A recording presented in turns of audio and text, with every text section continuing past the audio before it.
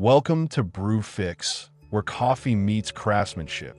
And one of the most misunderstood ideas in espresso brewing is the belief that extraction is a fixed recipe rather than a moving target that exists inside what professionals sometimes call the extraction window, a narrow range of time and flow where espresso actually tastes balanced. Yet this window is rarely discussed outside technical coffee circles, even though it explains why two shots pulled with the same coffee, machine, and recipe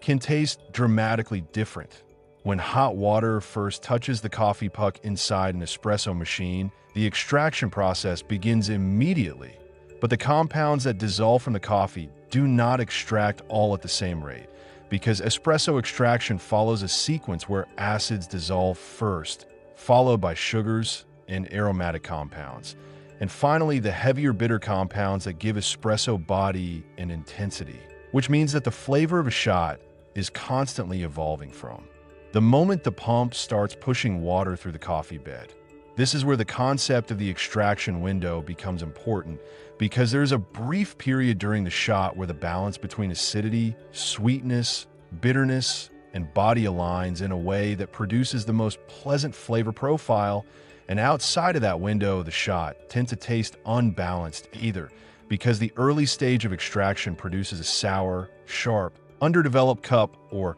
because the later stage of extraction begins pulling harsher bitter compounds and astringent flavors from the coffee. What makes this window difficult to notice is that espresso machines are extremely sensitive systems where pressure, grind size, puck resistance, and water flow interact dynamically, meaning the window may only last a few seconds within a typical 25 to 30 second extraction, and small variations in grind size, dose, or puck preparation can shift the timing of that window earlier or later in the shot. For example, if the grind is slightly too coarse, water moves through the puck too quickly, and the extraction window may occur very early before the coffee has developed sweetness, producing a shot that tastes sour and hollow even if the brew time looks correct, while a grind that is too fine can slow the flow so much that the shot continues extracting well beyond the optimal window, leading to bitterness and heavy astringency. Temperature also plays a role because hotter water accelerates extraction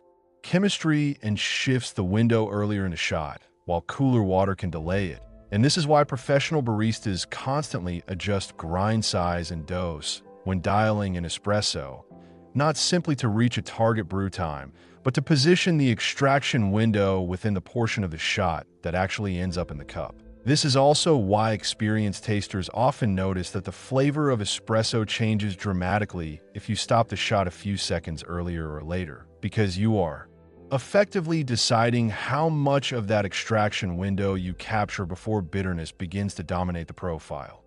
Once you understand that espresso extraction is not just about hitting a recipe, but about capturing the right moment in a constantly changing chemical process, dialing in coffee becomes less about rigid numbers and more about observing how flow, pressure, and flavor evolve throughout the shot. And that perspective reveals why great espresso feels almost alive as a system of water chemistry, particle physics, and heat interacting in real time inside the machine. Understanding this hidden extraction window not only improves brewing technique, but also explains why espresso machines, grinders, and puck preparation must work together so precisely, which is exactly the kind of practical coffee engineering insight we explore here at BrewFix to help baristas, coffee enthusiasts, and technicians better understand the science behind extraction and the machines that make it possible.